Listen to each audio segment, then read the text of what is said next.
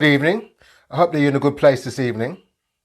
There's a lot going on in the world at the moment, and I know that can leave us feeling small and helpless.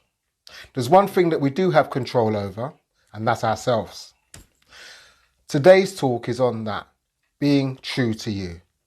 Do like, share, leave comments. I'll certainly get back to you. One of the problems many of us have is the inability just to say no. We want to please our parents. We want to fit in at school.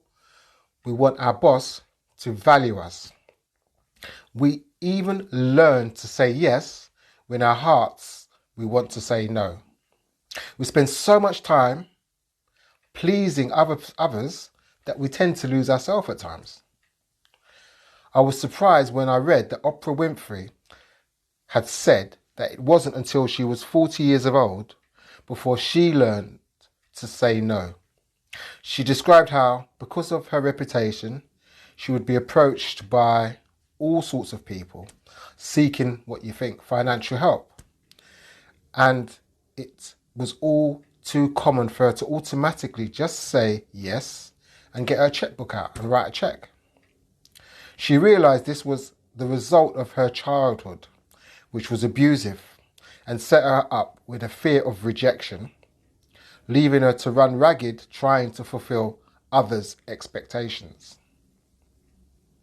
She realized this was not what she was wanted to do. She didn't have to prove herself to anybody. And more importantly, she had to accept herself for who she was. She tells how she wrote a few words that she kept on her desk.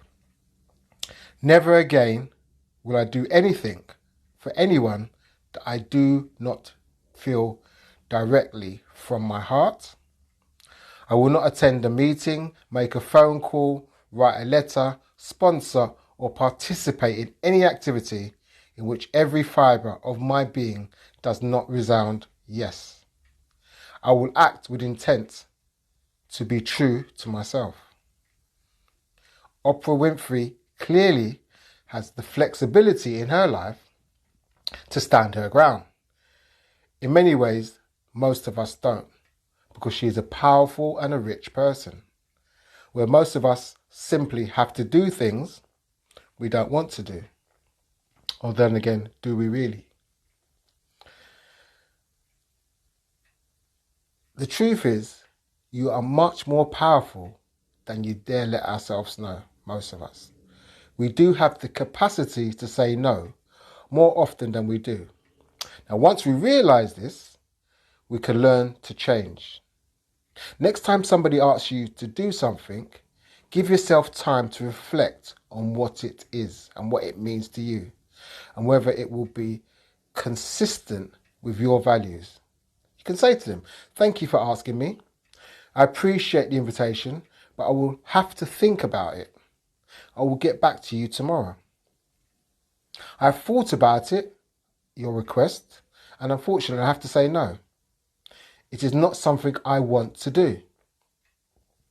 You'll find your own words. Yes, life will begin to change. You may even lose friends. But do you want friends who wish you to do things that you don't want to do? Whether this is with your friends, your family, or your boss, if you're asking you to do things that don't fit in with your values, then you don't wish to do it, then remember, it's your life. And ultimately, it's up to you to choose your actions. At the same time, you have to be realistic about the implications of living an authentic life, being true to yourself. For example, if your boss has asked you to do something that is completely in keeping with your job description, and you don't want to do it, the bigger choice is for you is whether you are in the right job. You might think to yourself, don't want to do this, but it is what I'm paid to do. So either I do it or I resign and find something else, which allows me to be true to myself.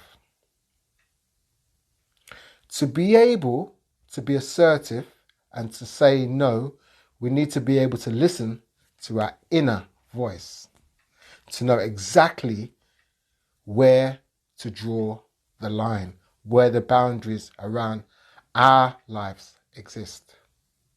I hope that you found this talk informative and useful. If you take action on it, you'll gain more control of your life. And remember, just that, it's your life to be lived as you see fit. Do leave comments, as I find them interesting and I'm sure other people do too. So until 2 weeks' time, try to take care, try and stay positive, and be true to you. Bye for now.